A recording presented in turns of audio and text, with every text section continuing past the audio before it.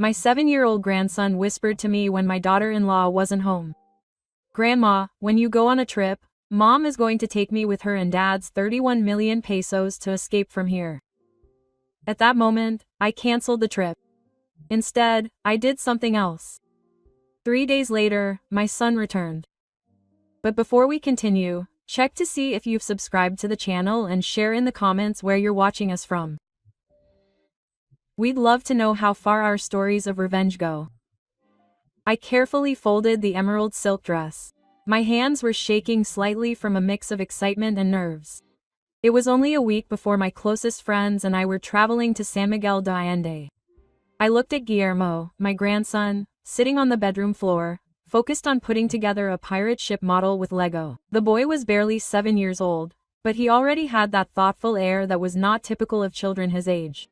Normally, he would excitedly show me each piece, each tiny detail that he proudly placed on the ship. But that day, Guillermo was unusually quiet, his big eyes fixed on the pile of Legos. I was about to ask him something, but I let it go, thinking that perhaps he was just too focused on his game. Soft footsteps sounded and the door to the room opened slowly. Gloria, my daughter-in-law, came in, drying her hands on a colorful flowered apron. She smiled radiantly, lighting up the room. "Mom, I'm done with the cake. Come down and eat before it gets cold," she said in that sweet voice of hers. "I have to go to the market to buy some fresh chilies to make stuffed chilies tonight." I nodded and smiled at her, praising her dedication. Gloria was always like that, attentive, skilled, and full of energy. She leaned over to kiss Guillermo on the cheek, stroked his hair, and then left. The front door closed with a soft click. The moment that sound was heard, Guillermo stopped putting the ship together. He stood up abruptly and ran toward me, tugging hard on the hem of my dress. I flinched and looked down. His little face was pale, his eyes wide, full of fear. "Grandma," he murmured in a shaky voice. I knelt in front of him. My heart was beating faster. "What's wrong, son? Is something wrong?" I asked, trying to sound calm so as not to frighten him further. Guillermo motioned for me to come closer. His hot, shaky breath brushed my ear as he whispered, so quietly that I had to strain to hear him. "Grandma, when you go on your trip, Mom is going to run away with me and Dad's 31 million pesos. His words were like an icy knife piercing my chest. I froze. My head was spinning. I looked at Guillermo for any sign that he was joking, but all I saw was a frightening seriousness. "What are you saying? Where did you hear that?" I asked, my voice shaking. Guillermo nodded vigorously, as if he was afraid I wouldn't believe him. "I heard her on the phone in the laundry room," he said in a whisper, afraid that someone else would overhear. "She mentioned a man named Hector and said they were going to a house by the sea, that they were leaving here forever." I felt my chest tighten and I couldn't breathe. I hugged Guillermo tightly, stroking his back, trying to calm him down, and to calm myself down too. "Thank you for telling me, Guillermo," I whispered. "You're so brave. This will be our secret, yes?" The boy nodded, his eyes still worried but a little relieved that he had told him. I stood up, my mind in a whirl. I picked up the phone with trembling hands and looked up the number of Elena, the organizer of the trip. I tried to sound normal as I told her that I wouldn't be able to go, that my migraines had suddenly returned. Elena looked pained, her voice full of understanding on the other end of the line. "Oh, Isabel, take good care of yourself. Don't worry, we'll take lots of pictures and send them to you."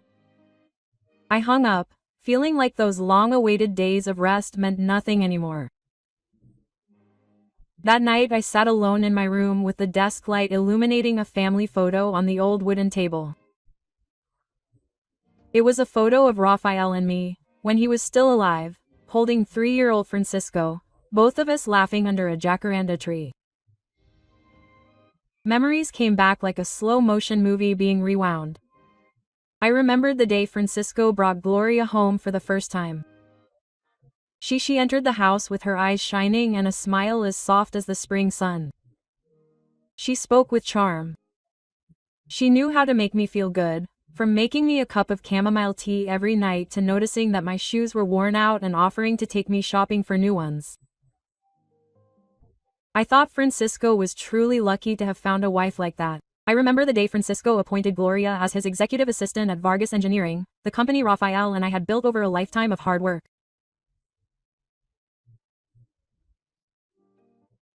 He said Gloria was smart, agile, and could help him manage finances when he had to travel for work. At that moment, I felt proud, convinced that my son not only had a dedicated wife, but also a reliable coworker. Gloria's voice echoed from the kitchen, bringing me out of my thoughts. "Mom, come down for dinner. I made stuffed peppers." Her tone was cheerful, carefree, as if nothing was wrong. I took a deep breath and forced a smile before going downstairs. The table was set.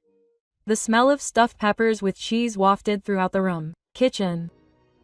Gloria served a large portion on my plate. Her eyes met mine, still as sweet as ever. Guillermo was beside me eating in silence, but his furtive glances told me something I couldn't decipher.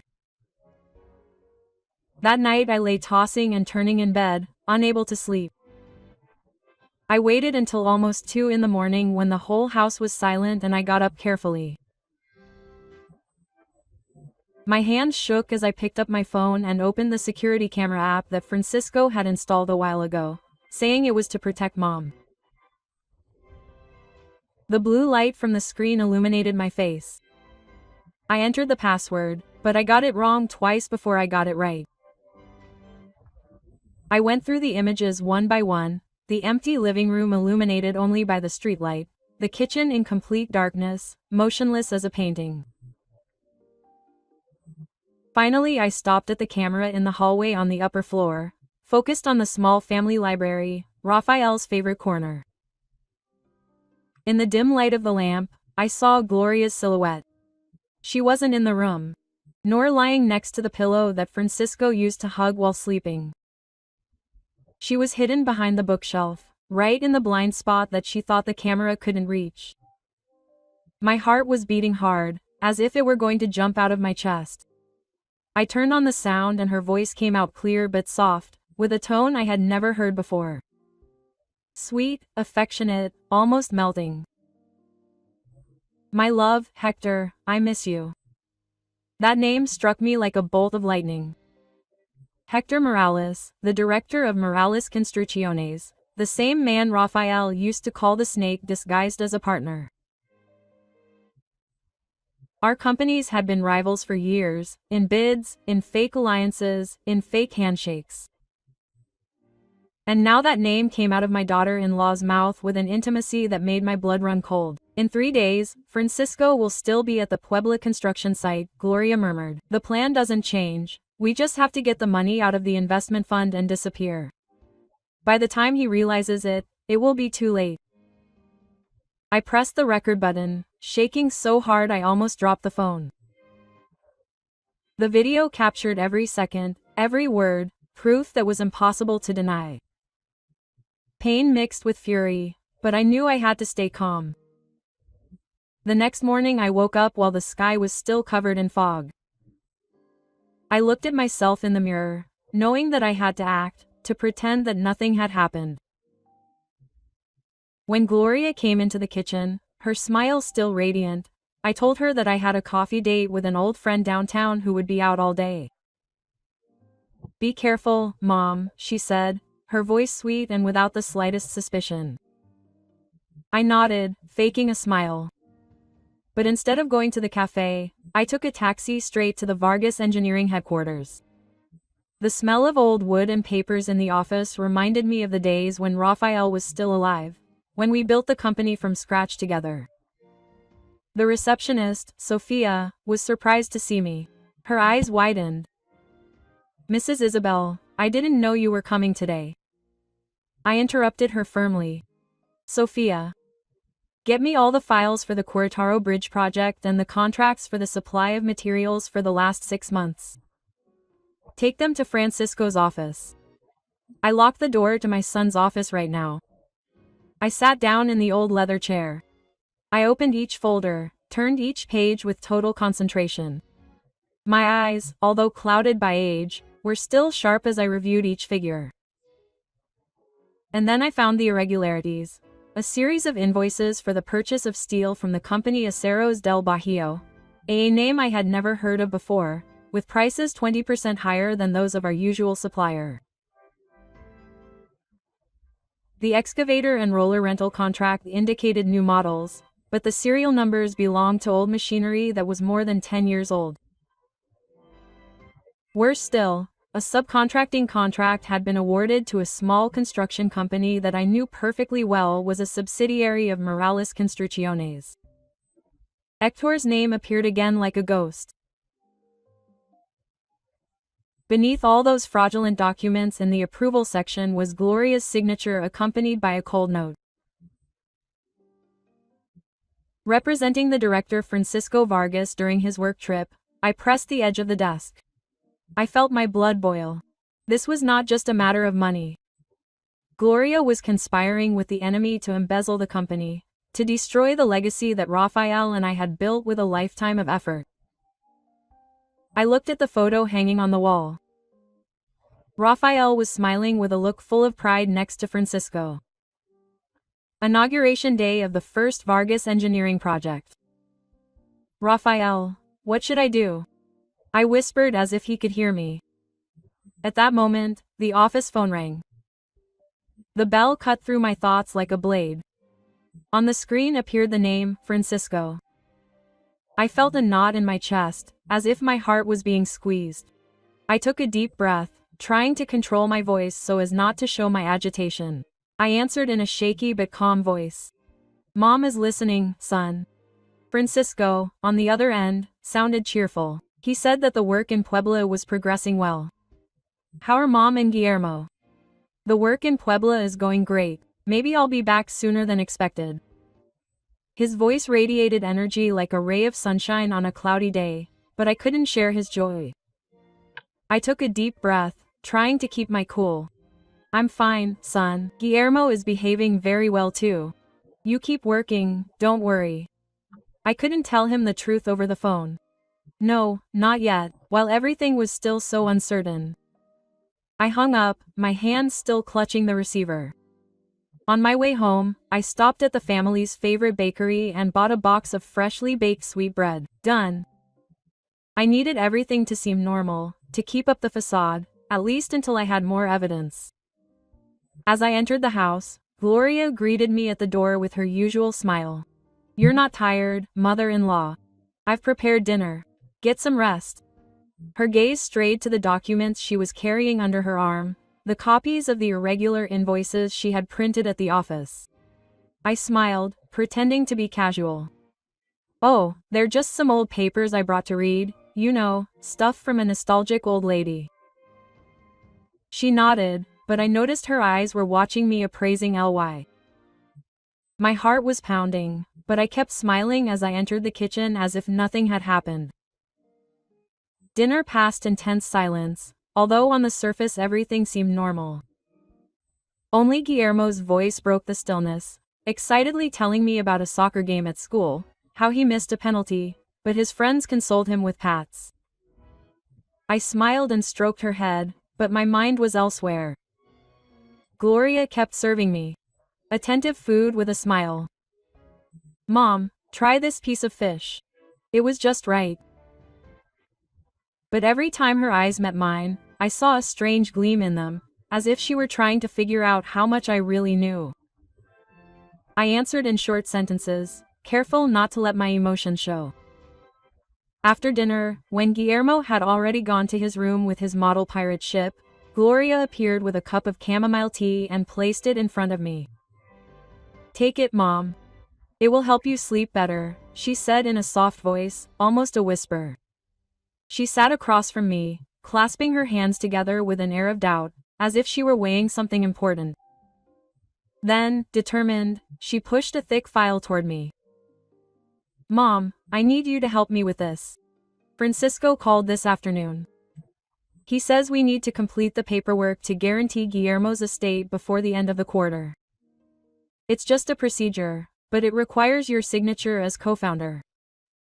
Her voice sounded sweet, but I sensed a slight tension. I looked at the file and felt my heart pound in my chest. I knew that was it, the last piece of the plan Guillermo had warned me about, the one the recording confirmed. I put on my glasses and pretended to review the first few pages as if they were simple administrative documents. But when I got to the page marked with a yellow post-it, I read the title in large letters: Authorization for the Transfer of Capital from the Project's Investment Fund. The figure of 31 million pesos stood out before my eyes like a sentence, exactly what Guillermo had told me. I felt the blood rush to my head, but I forced myself to remain calm. I stared at her. Confidence still shone in her eyes, although I detected a hint of unease. I took off my glasses and placed the file on the table. "Mom is getting old, my eyesight is failing me," I said slowly. "Besides, when your father was alive he always told me never to sign important papers without a lawyer or without Francisco present." Gloria's smile faltered for just a moment, but it was enough for her to write it down. "But Francisco said it's urgent. Mom doesn't want to delay the process," she replied in a louder tone than usual. I interrupted her calmly but firmly. "It's okay, my dear. Let's wait until he gets back. I don't want to sign something wrong and cause him problems. Keep it for now." Quote. I saw how she gripped the file so tightly that her knuckles turned white, holding back something she couldn't express. "Okay, I'll talk to him," she murmured before getting up and quickly walking to her room. The door closed and a heavy silence fell over the house. That night, as I lay there, I stared at the ceiling, unable to sleep. I was sure Gloria knew that I already suspected. Her inquisitive gaze, the way she held the file, the slight tremor in her voice were clear signs. The cat and mouse game had just begun. The next morning, as soon as Gloria dropped Guillermo off at school and went to work, I immediately called Veronica Dubal, not on her cell phone, but on the law firm's office. "Veronica, it's Isabel," I said in a low but determined voice. "I need to see you, it's urgent." "At the Corregidor's Cafe." Within an hour, Veronica simply replied, "I'll be there." I hung up the phone feeling like I had just taken another step in a war one never imagined I would have to fight. Veronica had been my friend since the beginning of Vargas Engineering, when Rafael and I were young and full of enthusiasm. Not only was she the company's legal advisor, she had also been by my side through all the difficult times. Intelligent, firm, and absolutely trustworthy, she was the only person with whom I could share that terrifying secret. At the Corregidor Cafe, in a discreet corner where the aroma of roasted coffee mixed with the soft music of a bolero, I told her everything. Guillermo's words, the recording I had heard on the camera, the fake invoices I had found in the office, and the scene from the previous night when Gloria tried to get me to sign the transfer of 31 million pesos. I slid my phone toward her, showing the video still open on the screen. "Look at it, Veronica," I said, my voice shaking. "I don't even know what to believe anymore." Veronica watched the video with a cold, piercing gaze, unblinking. When Gloria's voice echoed, calling out affectionately for Hector, Veronica's hand tightened around her coffee cup. Her face turned serious. "Isabel," she said quietly but firmly, "we're dealing with an organized scam, but the words of a 7-year-old girl and a video without a face will not be enough to prosecute in a court of law. We need irrefutable evidence." Her words hit me like a bucket of cold water, but they also made me react. I nodded, trying to swallow the feeling of helplessness. I thought about the house's camera system. I said, "Maybe there's still something recorded." Veronica shook her head and opened the camera app on my phone. Together we reviewed the most recent footage, but Gloria, like a seasoned vixen, had avoided all angles. Look, Isabel, Veronica pointed at the screen. She knows you're suspicious. She doesn't talk in places with cameras anymore. All calls are now in the backyard or in the bathroom with the sound of running water drowning out the voices. I felt a shiver run down my spine. Gloria was not only smart, she was terrifyingly careful. Veronica was silent for a moment, and then her eyes lit up. If we can't see her, we'll hear her. She can avoid the cameras, but she can't stop talking. That afternoon, while Gloria was still at the office and Guillermo was still at school, Veronica arrived at my house with a small box. Inside were 6 miniature tape recorders the size of coins. I have some contacts, she said with a tone of pride. These are the best. The battery lasts 72 hours straight. My heart pounded with excitement and fear. We began the operation in silence, like 2 thieves in my own home. I placed a tape recorder under the coffee table in the living room where Gloria used to sit and reflect at night. Veronica cleverly hid another one behind a large potted cactus in the hallway, where the dim light hit it perfectly. We slipped one inside the old radio in the kitchen, the one Gloria turned on when she cooked. And finally, I stuck one under her desk in the library where she used to work late. When we were finished, Veronica took my hand. Her gaze was steady. Next step, Isabel, as Francisco's authorized legal representative, you and I will go to the bank. We need the last 6 months of bank statements for the company, I nodded.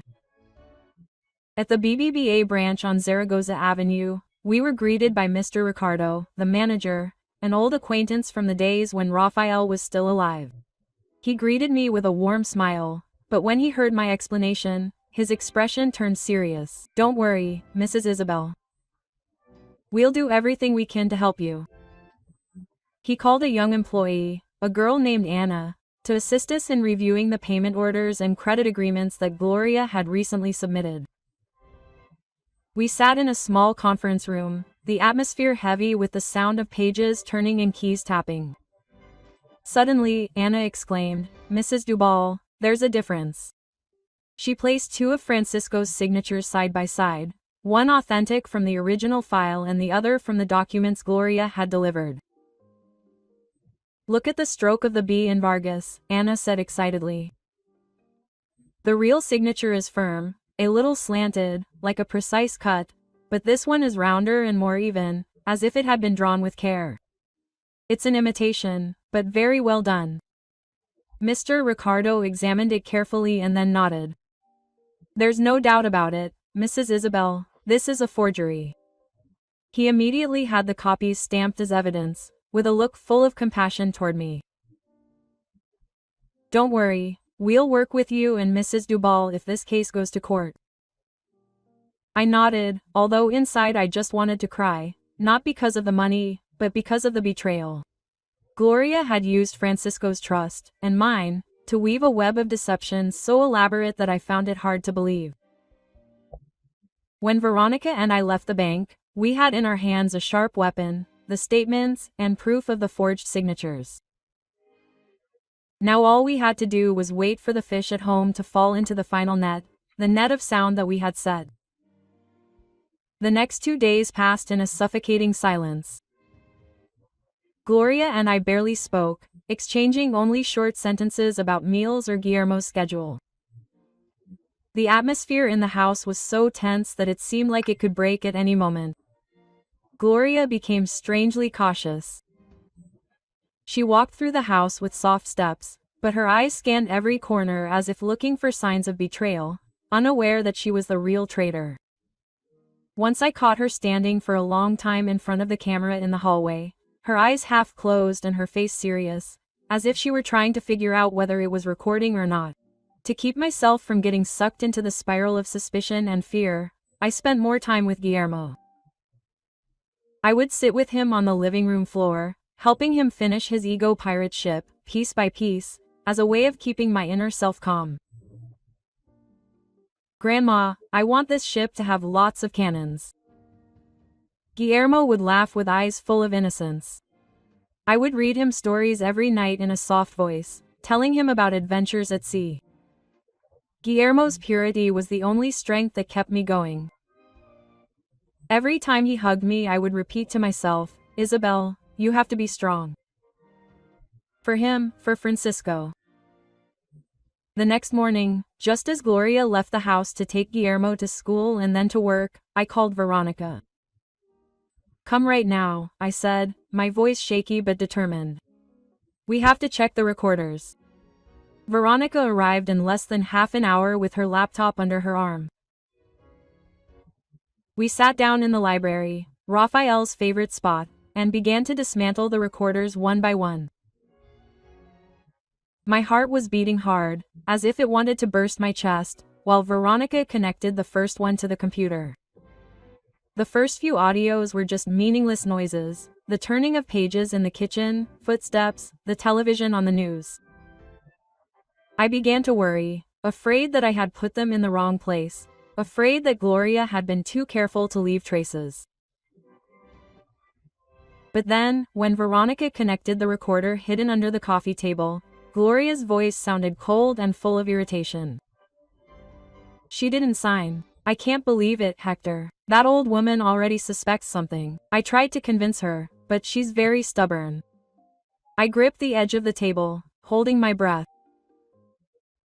Hector's voice on the other end of the line was lower, but clear enough to notice the satisfaction in his tone. "Calm down, love. What is it, plan B?" Gloria's voice turned icy, determined, terrifying. "Plan B is still Plan A. I've practiced Francisco's signature hundreds of times. Practicing hers won't be hard. Tonight I'll sign the power of attorney in her name. Tomorrow at 8, when the bank opens, I'll be the first one there. When everything is done, meet me at the bus terminal to San Luis Potosi, as agreed. From there we'll disappear." Hector let out a short laugh full of satisfaction. "Perfect, get that over with. I'll be waiting for you." I looked at Veronica. It felt like the blood in my veins had frozen. She didn't say a word, just saved the file and renamed it as relevant evidence. MMP3. "That's enough, Isabel," she said with a firm gaze, like steel. "We have everything we need." I nodded. Without wasting any time, we drove straight to the Querétaro Economic Police Headquarters. Veronica had already made an appointment with Commander Martinez, a man known for his integrity, whom Raphael always hated, had deeply respected. In the small meeting room, the smell of stale coffee and damp papers filled everything. I sat across from Commander Martinez, trying to keep my voice steady as I explained everything. Veronica placed a folder in front of him, copies of fake invoices, bank statements with forged signatures, and finally a USB stick with the recording. Commander Martinez listened to the conversation over and over again. His face hardened more and more, his brows furrowed. Quote, "I can't believe it," he said, slamming his hand on the table. The sound made me jump. "Fraud. Forgery of documents, collusion with competitors.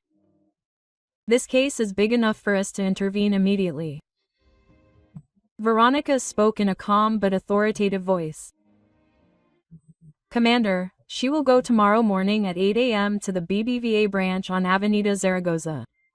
We are requesting an immediate arrest. That's the only way she won't be able to deny what she did."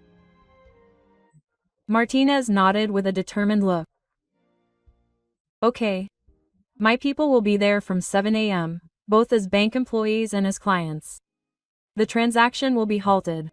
As soon as I hand over the documents, we will act." As I left the police station, I walked down the sunny street of Querétaro. I felt a small sense of relief, but the pain in my chest grew.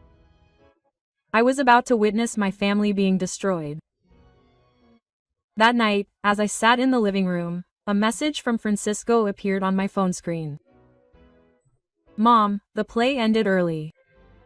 I'm at the airport about to catch a red-eye flight.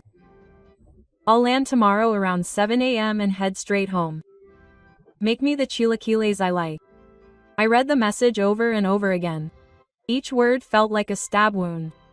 Fate was cruel. My son, with the excitement of someone about to return home, didn't know that the next day his world would fall apart. Tears streamed down my cheeks. I wiped them away, took a deep breath, and reminded myself that I couldn't give up. Francisco had to know the truth, even if it hurt. He had to see it with his own eyes. I answered him, my fingers trembling on the screen. Don't go home yet. At 8 in the morning, go straight to the BBVA branch on Zaragoza Avenue. There's an important business matter that I need you to be present for. Don't ask anything, just go. I pressed send. My heart was pounding, as if I had just thrown my son into a storm that I couldn't protect him from. The phone vibrated immediately. Francisco was calling. Mom, what's going on? Is there a problem at the company? His voice sounded worried, with the uneasiness of someone who senses that something is wrong. I bit my lip, trying to sound calm. Son, trust me. Just be on time. I hung up before he could continue asking, afraid that I wouldn't be able to contain myself and tell him everything. That was the longest night of my life. I didn't sleep. I sat in the dark, staring out the window. The dim moonlight fell on the garden where Guillermo liked to run. I heard noises in Gloria's office, small but sharp sounds, like the touch of a pen on paper. I knew she was finishing her final act of betrayal, forging our signatures, mine and Francisco's, on the authorization documents. Each noise was another wound. A reminder that the woman I had once considered my daughter was destroying our family. I thought of Rafael, in his steady gaze every time I faced the difficulties at Vargas Engineering. Isabel, we never give up, he used to tell me. I closed my fist and whispered into the darkness. I won't give up, Rafael, I promise you. The next morning, Gloria woke up very early. She came downstairs in an elegant office dress, her hair pulled back in a bun and her makeup impeccable, like an executive going to an important meeting. Mom, I have an appointment with a partner this morning, so I have to leave early.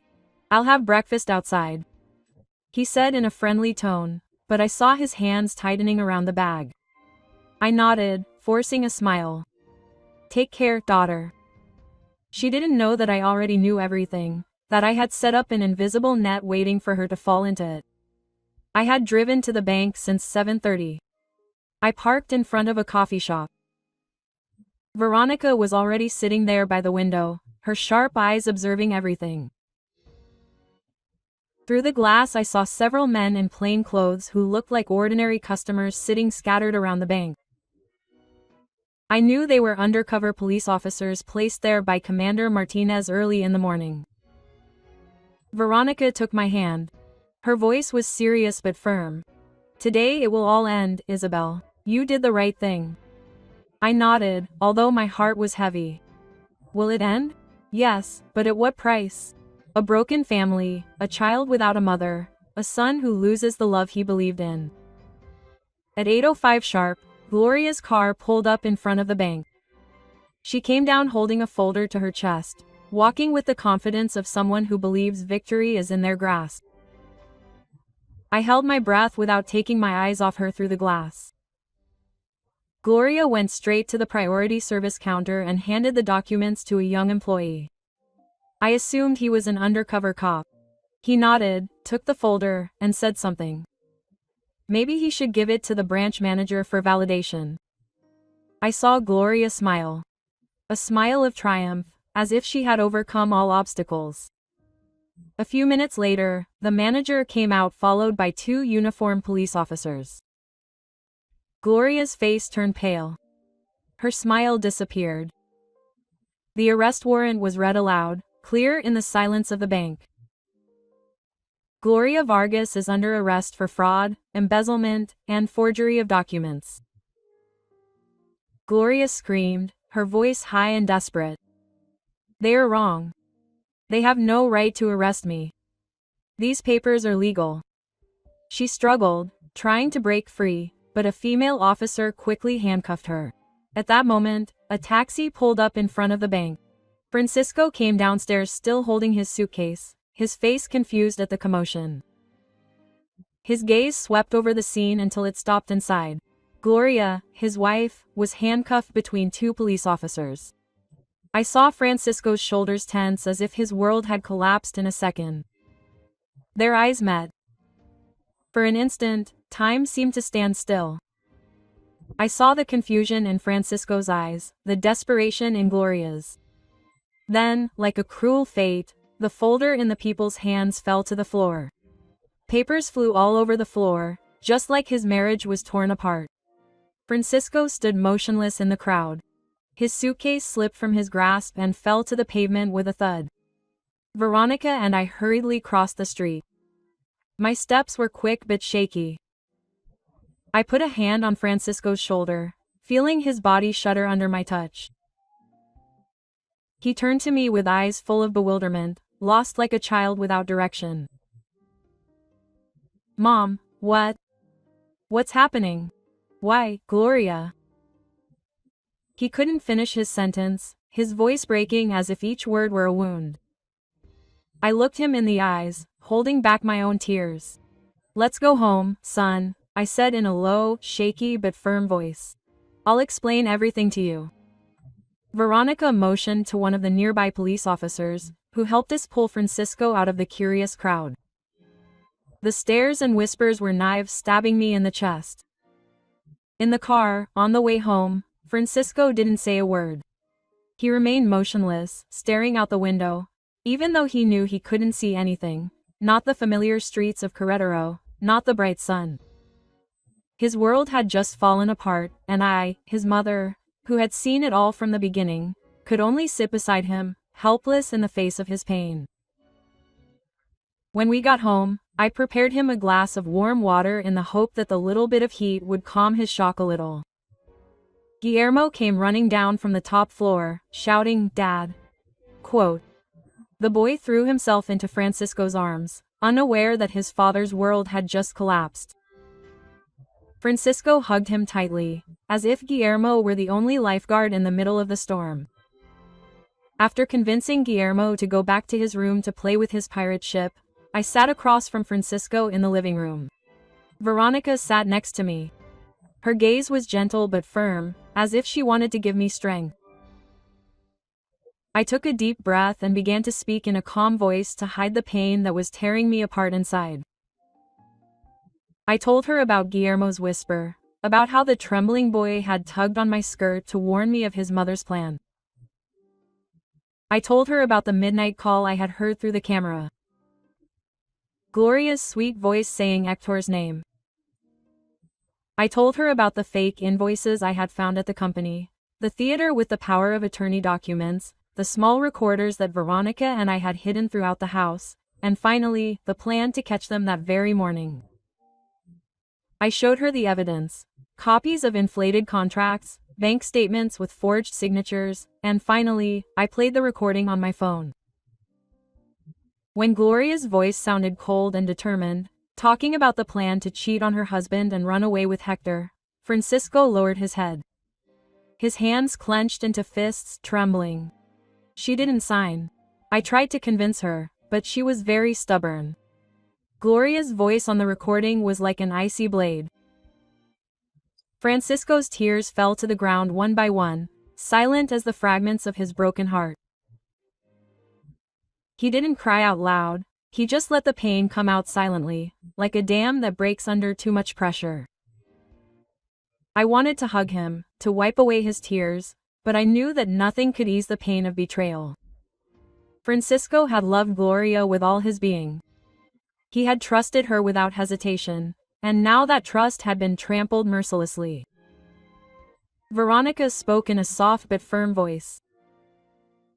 "Francisco, she didn't just betray your feelings, she allied herself with your competition to destroy the company, steal the funds and leave yourself open to criminal charges. You have to be strong, not just for yourself, but for Guillermo and your father's legacy." I looked at Francisco, hoping that Veronica's words would stir some strength in him, but he just stood there silently, his red eyes staring at the floor. That night, Francisco was left alone in the library, the same room where he and Gloria used to work together and dream of the future. I stood outside the door, peering through the crack, watching him hold the photos of their wedding and mementos of them both. The dim light illuminated his face, where the dried tears had left marks of pain. I wanted to go in, to tell him something, but I knew he needed time to deal with his grief. Near dawn, Francisco came out, his eyes still red, but his gaze firm. He looked at me and said in a hoarse but determined voice, "Mom, I've made up my mind. I'm going to get a divorce. I have to get custody of Guillermo. I can't let my son grow up next to a mother like that." I nodded as tears streamed down my cheeks. I felt proud of my son's strength, but also devastated, knowing that he had paid too high a price for that determination. The next morning, Francisco and Veronica went to the lawyer's office to draft the divorce petition and prepare the paperwork to obtain full custody of Guillermo. I stayed home playing with the boy, trying not to let him notice the tension in the air. At the same time, word came from the police. Héctor Morales, upon learning that Gloria had been arrested, tried to flee across the border, but he was stopped at a checkpoint in Ciudad Juárez. All his paths had been blocked. A month later, the case went to trial in the Querétaro court.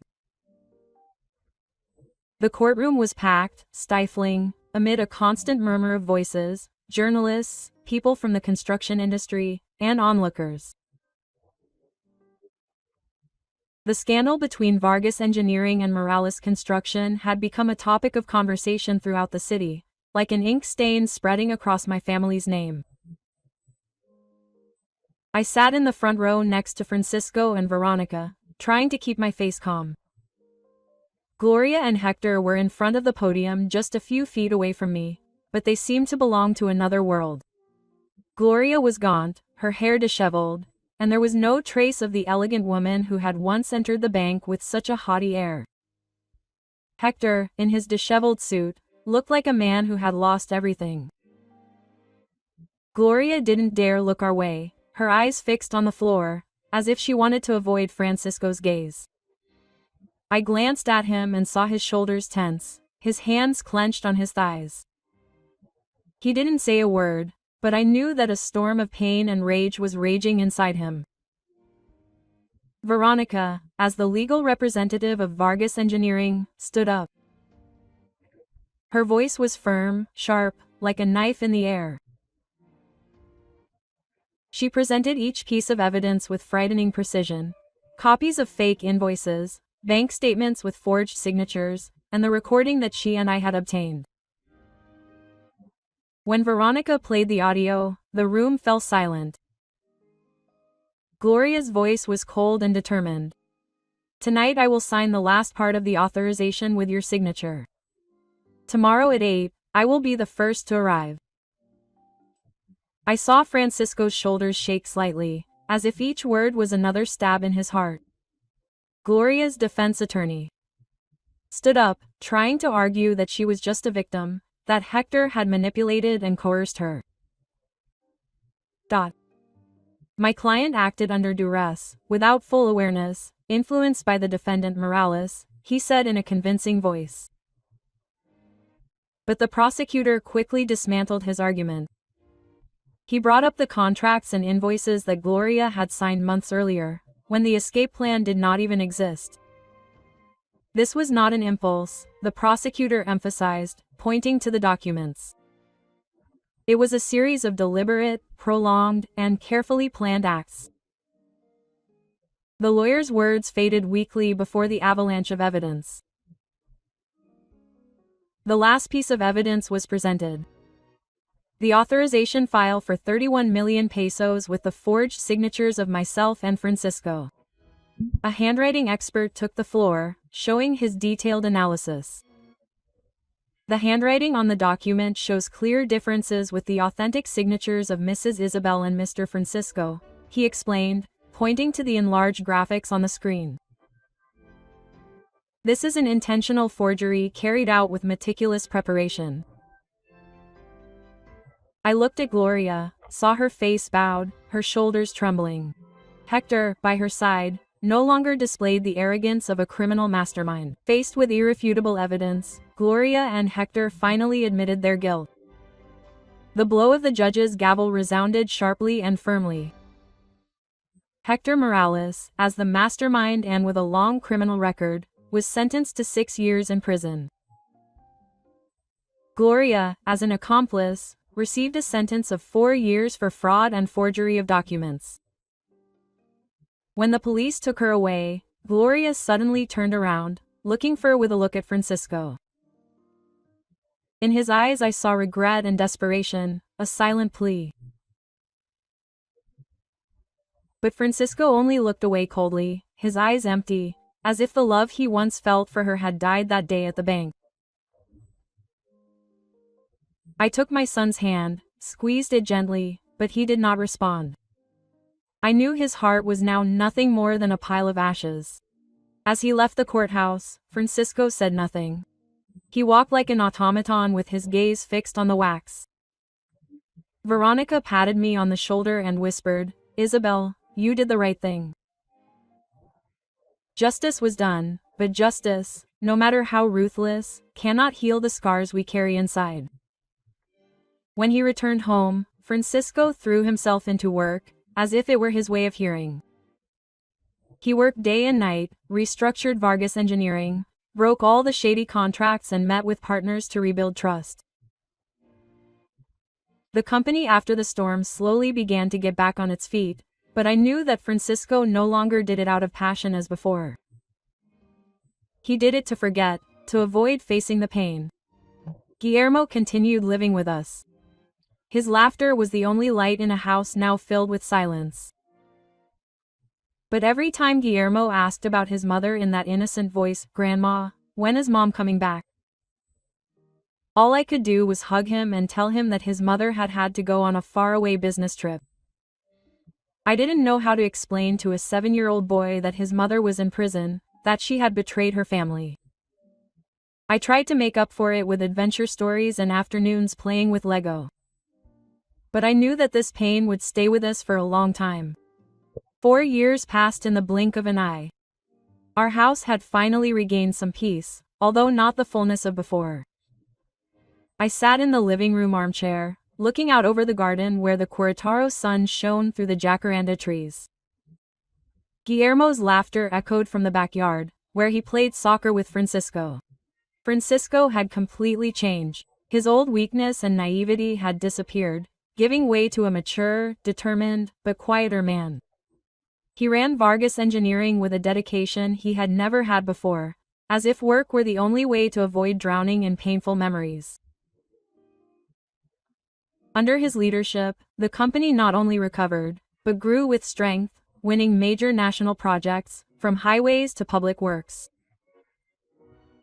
When I looked at my son, I saw in him something of Raphael, the determination, the pride, and also the loneliness that I once saw in my husband's eyes during the most difficult times. But what made me most proud was how Francisco was as a father. No matter how busy he was, he always found time for Guillermo. At night I would see the two of them sitting on the living room floor, focused on assembling complicated models, from spaceships to ancient castles. On weekends they would go together to Alameda Hidalgo Park, where Francisco would teach Guillermo how to kick a ball and laugh when the boy landed on the grass. I knew that Francisco was trying to fill the void that Gloria had left.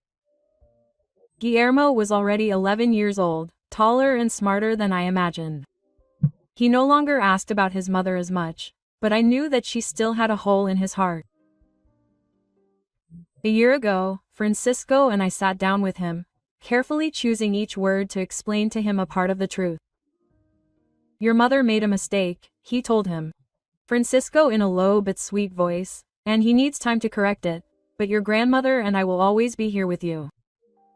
Guillermo nodded, his eyes serious, as if he understood more than we were saying. I hugged him tightly, feeling his little heart beating strongly. Veronica still came to dinner frequently, bringing laughter and anecdotes that lightened the atmosphere. She had become an essential part of the family, like an aunt or a friend we could trust. Dinners with Veronica were always filled with laughter. Francisco would tease her for not wanting to retire, and Guillermo would not stop telling stories from school. Those moments made the house feel warm again. I thanked Veronica not only for helping us survive the storm, but for staying, for being that light that guided us through the darkest days. One Saturday afternoon, the sky in Querétaro was clear and soft. I was with Guillermo, tending the rosebush in the backyard. The boy carefully cut the dead branches, humming a song he had learned at school. The doorbell rang softly but lingeringly. I thought it was the delivery man, so I shouted, "Leave it there, please." But the doorbell rang again, insistent and a little hesitant, as if the person outside didn't want to leave.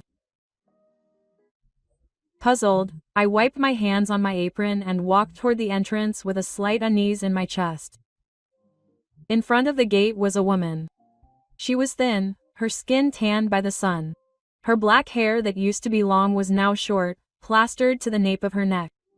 She was wearing simple, somewhat worn clothes, and her hands were clasped in front of her chest, as if she were trying to contain something. It took me a few seconds to recognize that it was Gloria. 4 years in prison had taken away all her former beauty and pride, leaving only the tiredness and hardness marked on her face. Her eyes were sunken, her gaze shifted, without a trace of the firmness I remembered. My heart skipped a beat, not from anger, but from a mixture of pain and compassion. We stood there looking at each other through the bars, without saying a word. The silence stretched on, only broken by the whisper of the wind among the branches of the jacarandas. Seeing her so weak and wasted, I saw only a person who had lost everything. Finally, it was Gloria who spoke in a hoarse, barely audible voice. "Madam, Mom." That way of addressing me, so familiar and warm in the past, now sounded strange, bitter, like an old wound reopened. I didn't answer, I just looked at her in silence, waiting. Gloria lowered her head, her hands clasped tightly together, trying to contain her emotions. "I just got out of prison a few months ago," she said in a trembling voice. "I didn't come to ask you or Francisco for forgiveness because I know that my guilt is too great." She said that after getting out she had tried to find work in Querétaro, but all the doors were closed in her face. The scandal of years ago had spread like an ineradicable stain and people avoided her. "Everyone looks at me as if I were a monster," she said with a broken voice and tears in her eyes. I remained silent, listening, not because I wanted to forgive her, but because I wanted to understand why I was there after everything that had happened. I decided to leave, Gloria continued with a vacant gaze, as if imagining a place far from Querétaro, perhaps in Oaxaca or Chiapas, where no one knows me, to start over. But before I go, I only want to ask her one thing. "Let me see Guillermo once, just once." Quote. Her words pierced my heart.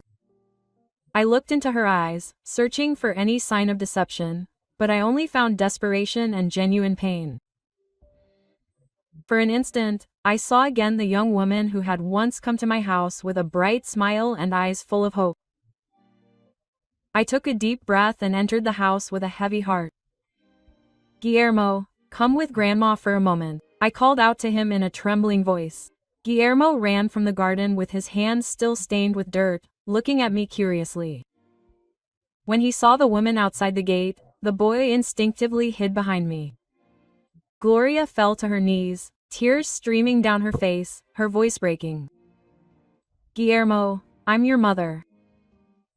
The boy hesitated, his eyes wide open, as if trying to recall a distant memory. I put my hand on his shoulder, squeezing gently to give him courage. Gloria reached out tremblingly and caressed her son's cheek. You've grown so much, you're such a little man now," she said between sighs, as if each word cost her soul. Gloria hugged him, crying inconsolably on his shoulder.